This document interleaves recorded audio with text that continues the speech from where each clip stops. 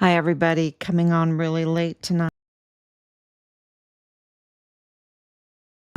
We had a lot of celebrating to do. Um, Thank you, everybody, for your anniversary wishes for us. 37 years.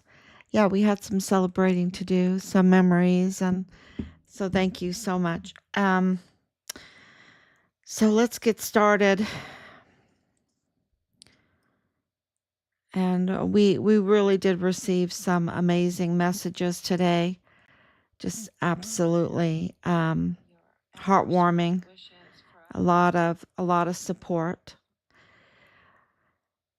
And we're getting there. That support is working. The prayers are working. Of course, this is a country ran by the people for the people of the people. And so with your support, I don't think people understand how important they are, how much they're worth, that they're speaking up, just supporting, just sharing, commenting, giving a thumbs up, giving a heart. We are really um, getting justice through our many investigations, identifying the crimes, documenting the crimes, filing the crimes. But a big part of it is the social media, getting the word out there, the demand, um, the populist demand for justice, right? And so the more people, the more cases. It's not just our case, Richard's case, whistleblowers' cases, El Paso's case, um, Fort Bliss's case. It is, and you see that from Washington, D.C., it's President Trump's cases. Everybody had front row seats to see the weaponization of our tax funded agencies and institutions that were mutinous, that were absolutely abusing their power for political gain, um, not honoring their oaths, uh, not protecting the Constitution, lying through their teeth. They have all these pretty words, and this is kind of like you saw this in Texas, um, through this whole the Democrats fleeing. You saw a lot of language. Let's see what happens. Hopefully it's not kabuki theater.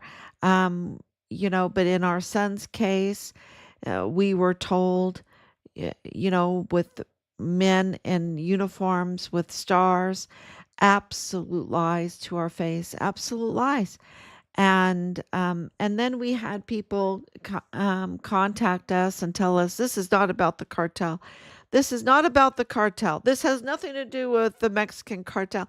And it has everything to do with the Mexican cartel and how they've infiltrated into El Paso, into the agencies, the institutions, and also into Fort Bliss. And because it has everything, and we knew it had everything to do with the cartel because it's billions of dollars of criminal trafficking. And we know that Richard was telling us that it was really bad and that it had everything to do with criminal trafficking. And you can't do the criminal trafficking transnationally without the cartel because the cartel run Chihuahua. And I'm about to put up an article where the United States has released warnings and restrictions to parts of Chihuahua, Mexico, and to very interesting areas of Chihuahua, Mexico, because it is absolutely ran by the cartel. And I just posted up. We had a lot of celebrating to do today, so I didn't put together all of the articles and all the information that was sent to us today. But I will get on that. But because social media is so important, isn't it? Getting the truth out to the people is so important, and to go through these articles and to decipher what is true, what is fact, and what is a twist, what is a false narrative, what is a false witness, which is against one of the Ten Commandments, right? Thou shalt not bear false witness, right? Thou shalt not bear false witness. And there's only 10 commandments, right? So, you know, so that must be very, very important. It's, the top 10, the top 10. And there's only 10, right? There's case law, but there's only 10. And so, thou shalt not bear false witness means it's very serious to twist and turn and to create a false narrative, um, to do foolery to the people that are the very ones that run our government, because our government is of the people, by the people, for the people, right? So, to control the people, uh, to twist their thinking with false stories, with false narratives, is election interference, is government interference, is interfering with honest services. It's um, it really is manipulating the government itself. So, this is why going through this is, uh, needs to be done, and we have uh, put out hard evidence that absolutely shows the prime suspects in those that hurt Richard, because 1,800, what is it? What is it now? Let's go look. Let's go look, because we had a lot of celebrating to do. 1,838 days. 1,838 days. Since he was forcibly removed from his barracks room and his life was taken from him for being a whistleblower. That's very serious. Think about it. A US Army soldier, an official, right, in uniform, and a whistleblower, that they forcibly removed him from his barracks and they took his life to silence him. And of course, this is cartel tied. Of course, the cartel is tied to his command. Of course. And we're at over 5 years. And you have, if you've kept up with this story, which many, many comments today have absolutely confirmed to us that they have been here from the very beginning, from the very, very beginning, and have seen the retaliation even against us, the continued severe retaliation against our son, even after his death, even those in possession of his credit card after his death, those trafficking his vehicle, um, and also the command um, lying to our face about Nadal Bahim, the Palestinian arms dealer that is connected to the cartel, that is connected to, of course, the father-in-law of Lieutenant Colonel Bradford Bugado of the G3 32nd ADCOM, Richard's command. And, so it all is connected.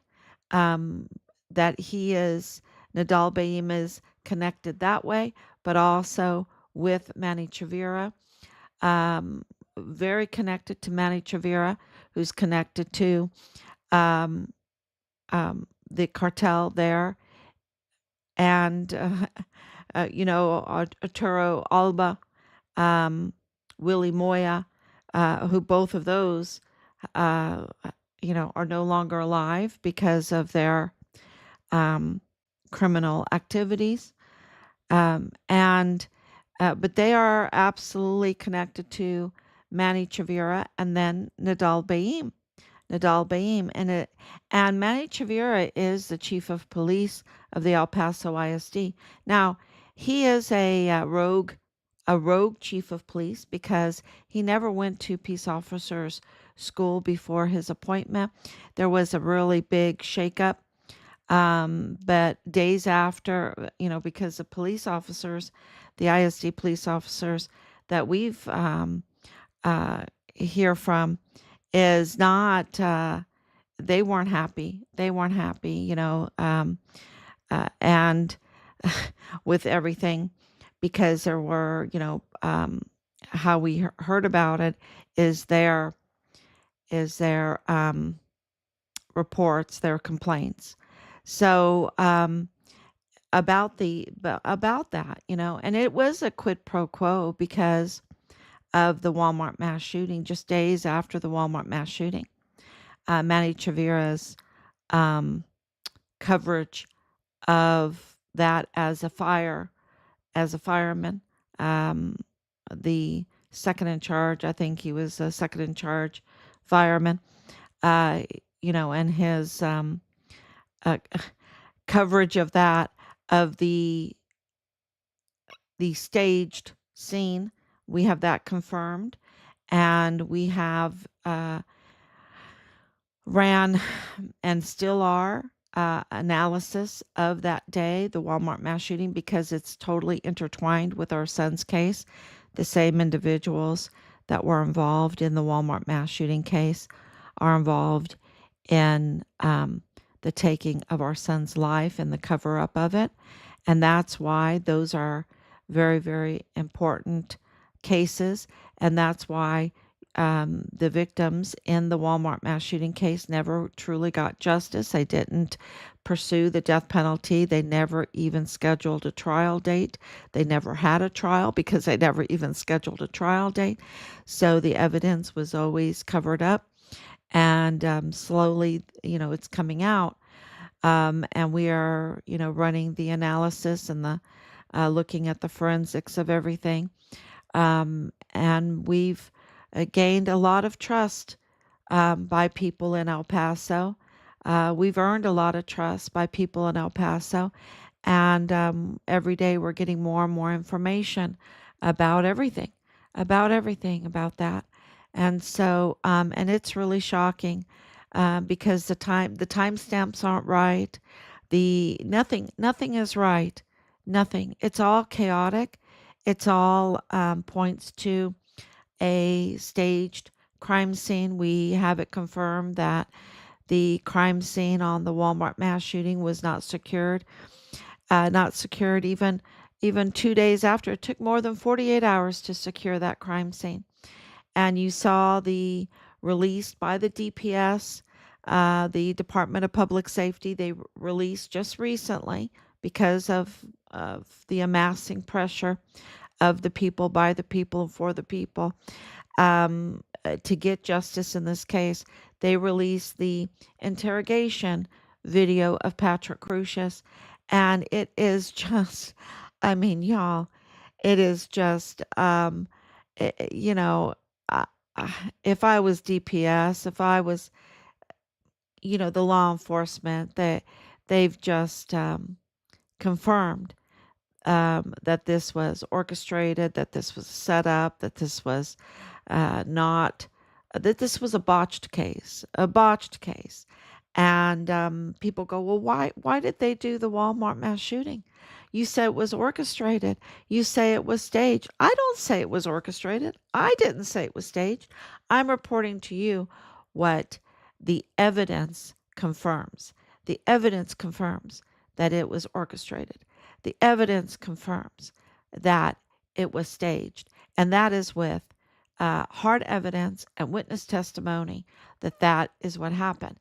And the actions of Joe Spencer and his audios that we have, the videos that we have, the um,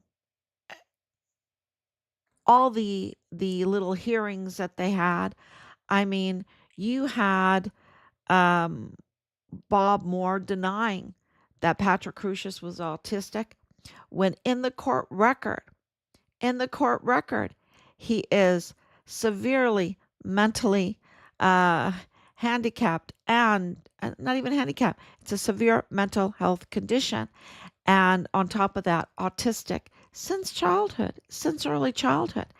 And you had Bob Moore of El Paso Matters hide the fact that Patrick Crusius has family, very, very influential family in El Paso called the Mayellas. Michael Mayella, the manager of the federal courthouse, Michael Mayella Jr., in the DA's office with the now rogue DA James Bonneau Montoya. Uh, Michael Mayella Jr., not stopping there, but because of his trained cyber technology um, skills, he was in the FBI office with the Mormon leaker, the Mormon protector, the Mormon assistant special agent in charge, Connell Witten. He was in that office with him, okay? And whereas he is a proved traitor now, he is a confirmed treasonous traitor, okay? Um, and gives that Mormon connection that we've been saying from the very beginning that is a common denominator in these cases.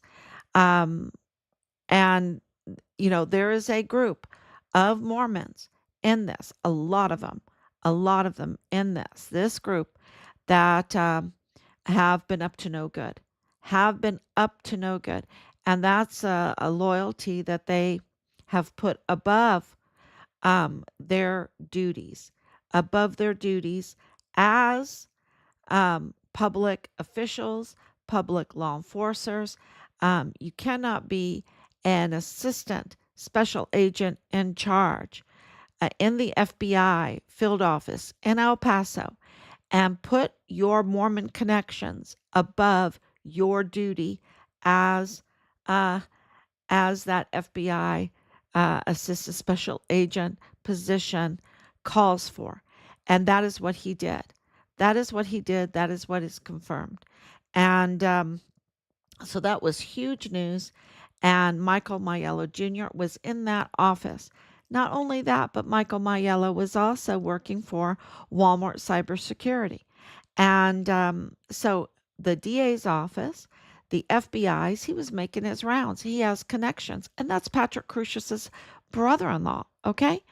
And then Lorraine Mayella, with her connections in the mental health field, uh, is huge because of her connections with the witnesses, with the families of the victims, um, collecting, having access to information about um, the witness testimonies of that day of the crime. Then also, um, the other FBI agent that was in the field office was George Torres. George Torres' wife is a doctor, Melissa Mendez, working in the Texas Tech University Health Science Center with access to uh, Mario Raskin Ortiz, the chief medical examiner, that handled all of the bodies and, of course, Purchase Funeral Home, all of the victims.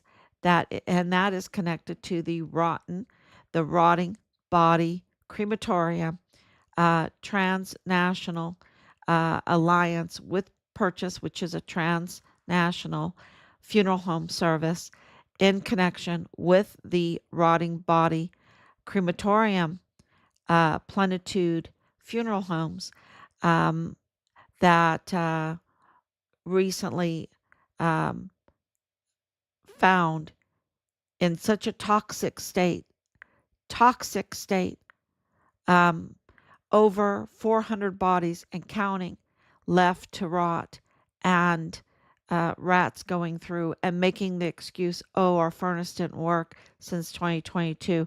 Yet, the day of their arrest, June 26, 2025, that night, the furnaces were running with a vengeance. We're running with a vengeance and burning evidence. So, these millionaires, that have exploited victims and grieving families, are connected to Mario Raskin Ortiz, are connected to Texas Tech University Health Science Center, Dr.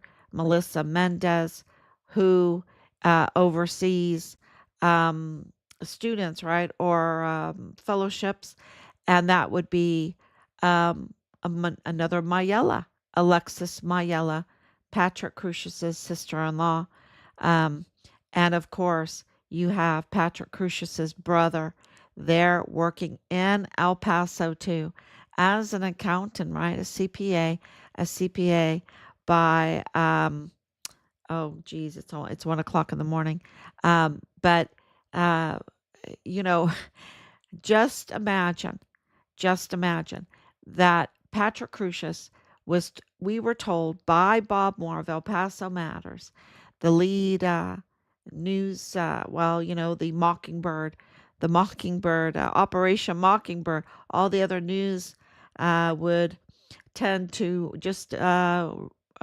mock or echo what Bob Moore was writing about, and saying that Patrick Crucius had no ties to El Paso. But absolutely, absolutely, Patrick Crucius had very, very strong ties to El Paso. So much so that it would help orchestrate a bloody mass shooting. And why? Why would they do it? Why would they do it? And have a system there that was infiltrated by bad actors that are tied to the cartel, that they could actually do it, right? Because they would have to have a lot of infiltration to make this happen. And they did. And why did they do it? They did it to divert attention from the ongoing and active investigations into the criminal trafficking from 2017 um, on, because President Trump, when he became president, January of 2017, started investigating the border because his border policies were to shut down the border to the degree that illegals could not enter in, that those crossing the borders would have to be legal, that they would have to be vetted. And that meant a vetting of every vehicle, every person crossing the border. And that means a slowdown, and a huge restraint in the cartels and the cartel tied narco politicians and agencies, individuals, infiltrators, I should say, the agency infiltrators that were in line with the cartel and the criminal trafficking, that this would really put a damper on their profits, and and Walmart was being investigated also for their gift cards, especially that Walmart. That Walmart is known to have a lot of cartel activity, this Cielo Vista Walmart. And Walmart was being investigated for their financial, um, uh, you know, awareness, or what was going on with the gift cards and the money laundering that they were used for. So, you know, and who was the whistleblower that was helping all of these investigations? Well, it was Richard Halliday, our son. And so the Walmart mass shooting, Richard came first, and the Walmart mass shooting was a diversion from that. And they also, uh, you know, uh, having the media and their criminal group also used the Walmart mass shooting to create a narrative, a fake narrative, that would be used against President Trump, because their real target was President Trump, because they wanted him out so that the border would be open. And you saw that with President Biden. The border was wide open, and hundreds of thousands of children were trafficked, amongst all the other things. And most of those children are now feared to be no more alive, no more alive. So, so the real target has always been President Trump's and his policies to vet the border, secure the border, secure our military base, which our military base was left wide open. And that's why criminal trafficking was going on Fort Bliss, on Fort Bliss. And so that is, thank you, Anicia, for coming on. So that is already established. That is not me saying so. That is absolutely corroborated and backed up by a mountain, a robust mountain of evidence that we have collected. You know, we have done this for over 5 years. And so we can tell you definitively, and you will see this in reported in the news coming, that this is absolutely the case. And today is more proof. We received uh, a tip of an article of an event where Delta One was killed. Delta One was killed. Delta One, Ulises, um, he make sure I've got all my notes right. Um,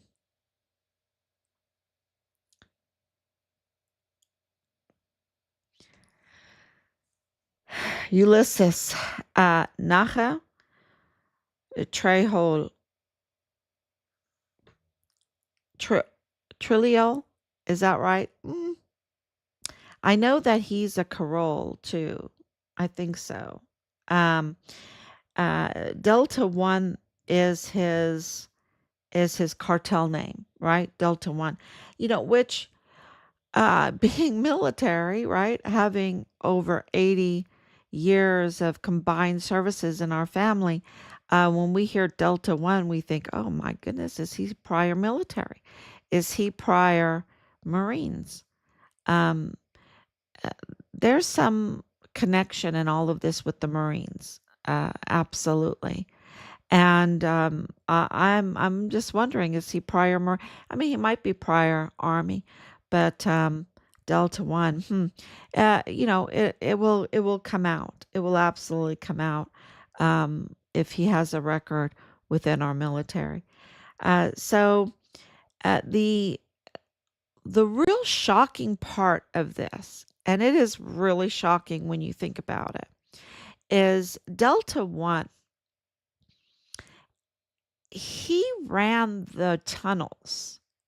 Okay. He also ran some prison um, stuff going on. Okay. But he ran the tunnels, and the tunnels, of course, we know the tunnels are connected to Manny Chavira, El Paso ISD, that we have confirmed that there are tunnels underneath um, the schools that border, that are right there on the border. Um, so, and you can look those up, which ones they are, but those are the schools, and it's not just the El Paso ISD, but there are schools in the El Paso ISD that have tunnels underneath them that have been being used for trafficking, all kinds of trafficking. Um, they just move all kinds, from humans to equipment to weapons to uh, substances to everything, back and forth. Okay, so um, that puts Delta One in connection with Manny Chavira. It really does, because he was running the operations of those tunnels. And not all the tunnels are in the schools or under the schools. There's other tunnels too. There's tunnels everywhere, okay? And he's running the operations of these tunnels. He's a big cat. Delta One's a big cat. And uh he's no more. He's no more. It's kind of like a Willie Moya thing. Arturo Alba, right? Willie Moya. Maybe Delta One's bigger than Willie Moya. because he's running the tunnels. So, and who is his guards? Because two guards were killed along with him. And those guards were state police. State police. Now, I've been told one was city of Juarez and one was a state police. So we're making sure we confirm those, but we have confirmed that they're both police, on active duty police, but on the cartel payroll as well. So does that sound like Manny Chavira? Because we know he's connected to the cartel. Is he on the cartel payroll, being the El Paso chief of police for the El Paso ISD? That's a good question, right? Because these two were, and he's running tunnels. And, are things as bad in El Paso as they are in Juarez? Um, as far as infiltration and these dual hats, because we know that on Fort Bliss, um, and in the command, I'm talking about um, Michael Garrett, the 4-star general. I'm talking about Mealy, 4-star General Mealy. They're getting all the benefit of being a 4-star general, but then they're treasonous. They're traitors, and they're on other payrolls. They have to be on other payrolls because they're serving foreign and domestic enemies. So I'm going to leave that up to the investigators. We have now the personal assurance from President Trump that we released in a letter. Yay! uh, we have a document. We've had other things, but we have now a document that he's on this. He is on this, and you know what? In order for him to write us a letter, he's already figured it out. Okay, they've already figured it out. They're just saying, we're coming. They're giving us a heads up because they figured it out. And now you see the extradition of 26 cartel leaders. A big one in there is the finance, the ones that keep the books, the ones that keep the books and the finances. Now they're not going to get the death penalty. That's what we're hearing. But President Trump assured us that those involved in um, uh, doing this wicked deed to our son, he is seeking the death penalty.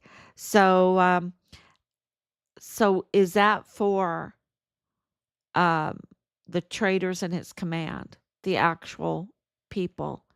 Um, you know, it's going to be interesting because the cartel that have been extradited, um, have made deals, and they're talking and they're giving information.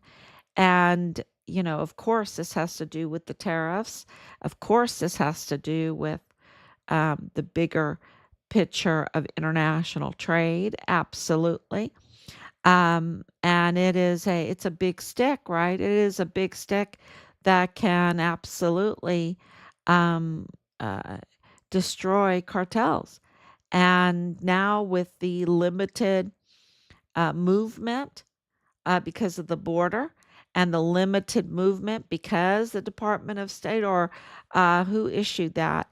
I think it was the Department of State issuing the no-go zones in Chihuahua, Mexico, because it is so dangerous. Uh, with the kidnappings and everything, and then to get proof of it with this Delta One hit, where even a big leader in the cartel like Delta One running the tunnels, being protected by uh, police, the state police, municipal police, being protected like that is not enough.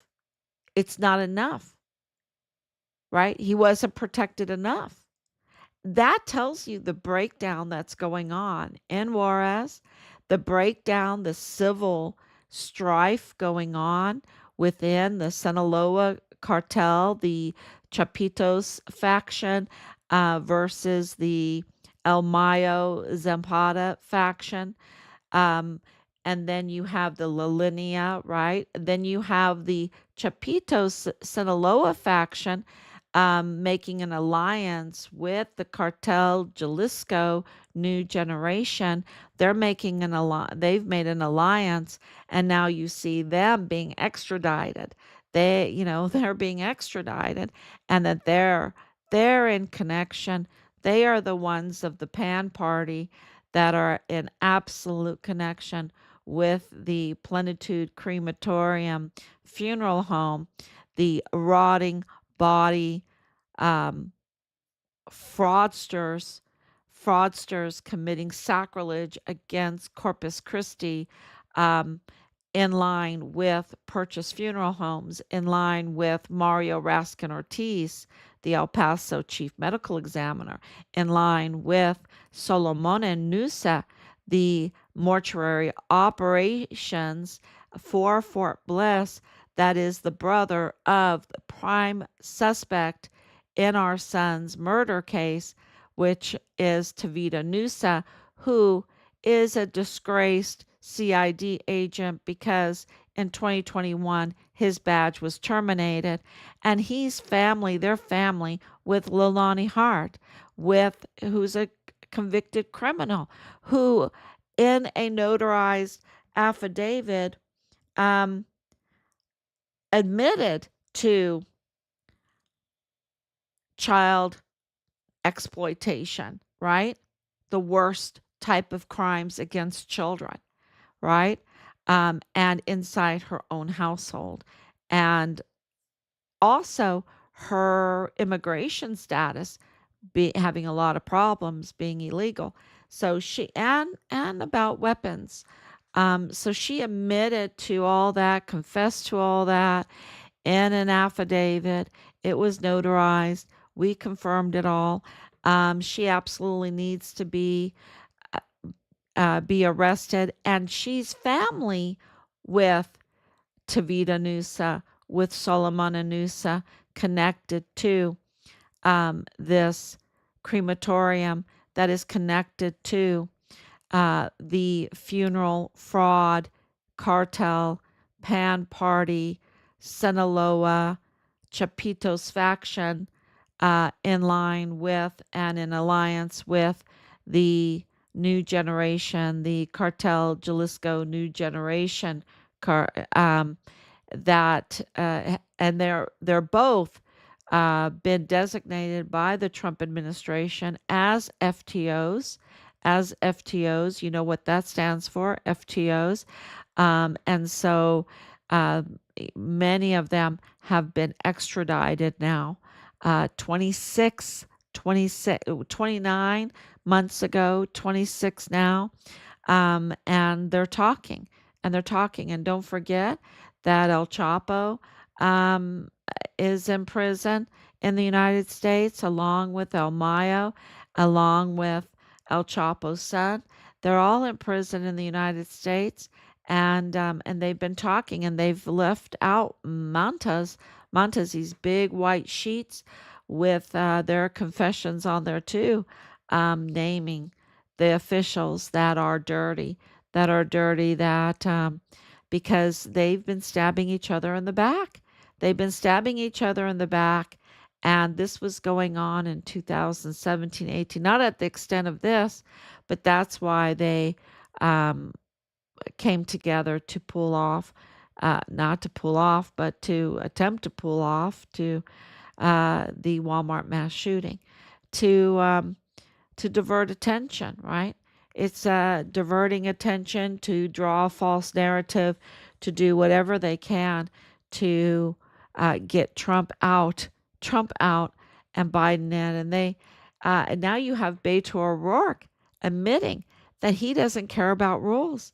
He said, "F the rules, F the rules, F the rules."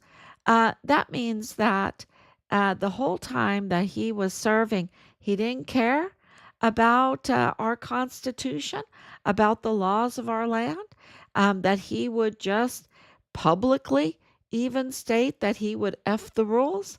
Um, what a loser, what a total loser and a criminal.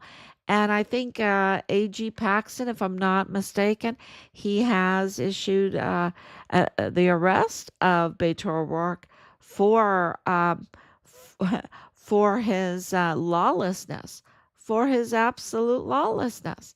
Um, and so that lawlessness has been going on. It's, of course, Beto O'Rourke was with Ernest Grant after the Walmart mass shooting.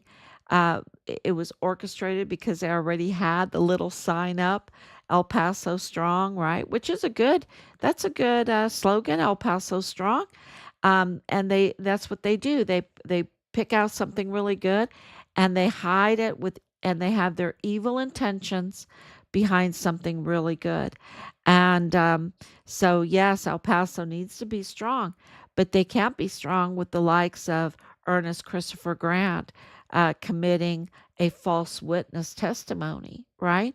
A false witness testimony, which is, breaking one of the Ten Commandments. And Beto O'Rourke calling him a hero for it when he absolutely knew. It's kind of like this whole um, Joe Spencer open checkbook thing, you know, uh, his open checkbook being approved at 5:45 or whatever in the morning, right?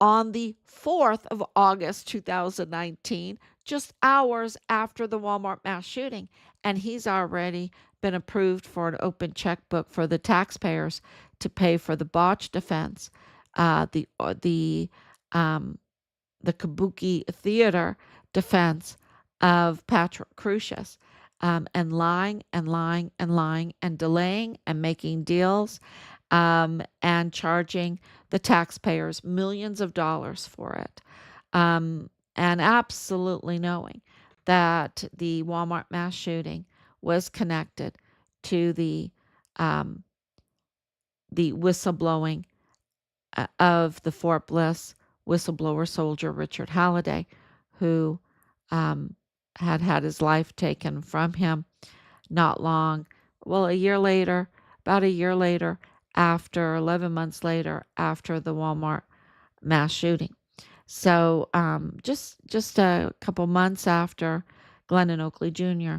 lost his life for being a true witness of multiple guards with M4s in the Cielo Vista Mall and hearing gunshots in the Cielo Vista Mall, confirming multiple shooters that day. And he lost his life in April of 2020. So, yeah, it's all coming together. And to have municipal or state police or both being the guards on the cartel payroll to guard Delta One and lose their life, uh, and him lose his life, it tells you that there is a lot of internal. If he can lose his life and him being protected so much by the government and him losing his life, it really tells you um, the chaos that's going on in Juarez right now because of the cartels clawing to continue to exist and hold on to territory. Um, and when 26 are extradited, when 29 are extradited, and then a few months later 26 more are extradited, and then the tunnel man, the tunnel operator, loses his life in it. um, yeah, I think that sends a very, very clear message, um, to not be in that crime doesn't pay. That crime doesn't pay. You know, um, absolutely. So, and this is very connected to the military. You see this with the Delta One reference. To me, we'll see. We'll see if he was prior military, but we know that a lot of the cartel were being taught um, by retired military or former military veterans, U.S. military veterans, because the United States is very tied uh, to Juarez, Mexico. I know that from living there for years and years. We just walk right over, and go back and forth, go back and forth. But now all this criminal activity, it has infiltrated so much, it has put us all in danger. So we do need tighter measures on the border. It seems to be working. And now the cartel are clawing for their survival. I hope they don't survive. I hope the cartel are dismantled, um, so that the people of El Paso and the people of Juarez can live a prosperous life without being exploited.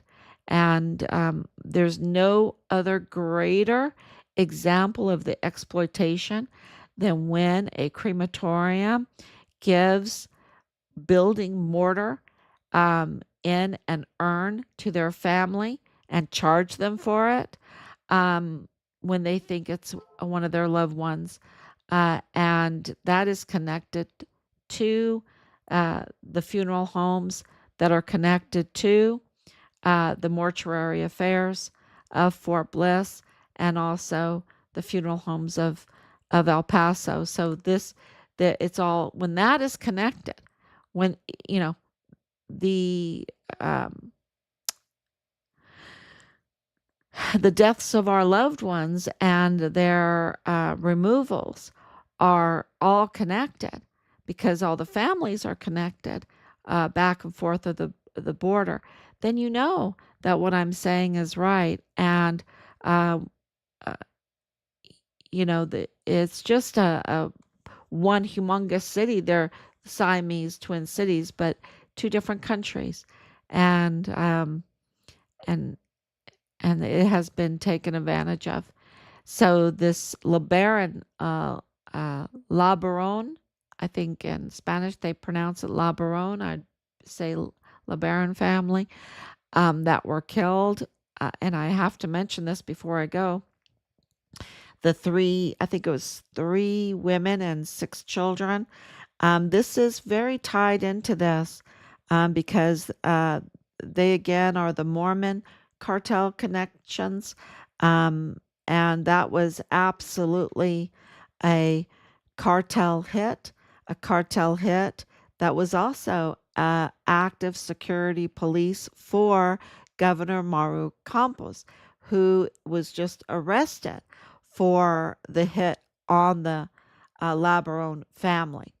And that is all coming out. Why? And the Labaron family's connection over there, which clearly really makes it all very, very suspicious, and even confirms that that is that Mormon cartel alliance connection with El Paso.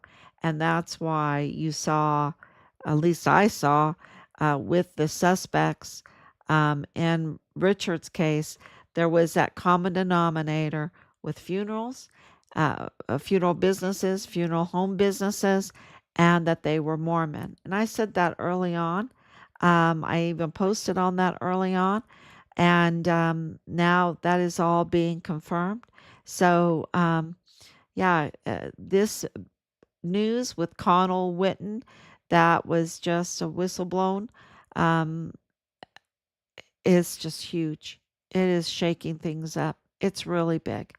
So, and also, but it's funny because um, the meme that I have of Connell Witten, I don't think it has gotten as many views as the video of the parking lot there of the Walmart.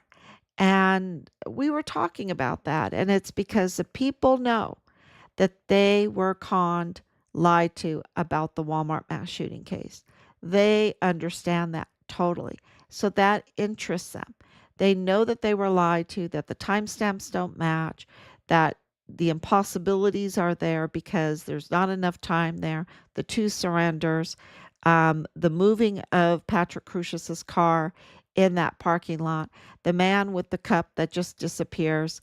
Um, all of that shows a tampering of the evidence, a splicing, a attempt to manipulate the narrative, so that we don't get to the truth. That's what that does. And so I think that that's why the the traffic video or the parking lot video, and the Maria who killed Maria Lagarette Roth, I think that's a big video too, because it's very, very clear that someone came before, uh, whoever that was. I don't even know in the video, the guy that is supposed to be Patrick Crucius. He looks a little bit different. He walks different. He's a little bit more chunkier, um, stouter, right? He moves different and everything. I, something happened, and we're being lied to. That is very, very clear. So I think the truth is going to come out if we keep asking these questions, and we need to ask the questions, and that's why the uh, the group, because there is a pretty large group that were involved in all of this, even with the witnesses, even some of the victims know a lot more than what they're saying. And they don't want the truth to come out, or they can't let the truth to come out, um, because of this cartel fear and involvement in all of this. Big players, because you're talking about a $1 billion criminal network, of criminal trafficking, and all kinds of contracts, military contract, everything. So it's really big, and it is really heartwarming to know that people want the truth, and it's even better, the cherry on the cake, that the leader of the world, the leader of the free world, right? President Trump is on this. He's on this. This is a big deal. So, thank you so much. Thank you for all your warm wishes today. And I will be back tomorrow, God willing. And thank you, Anicia, for coming on, and Danielle and Martha. Thank you for your prayers and your love, and all the hope that you give us, and the power that you give us, because we are a government of the people, by the people, and for the people.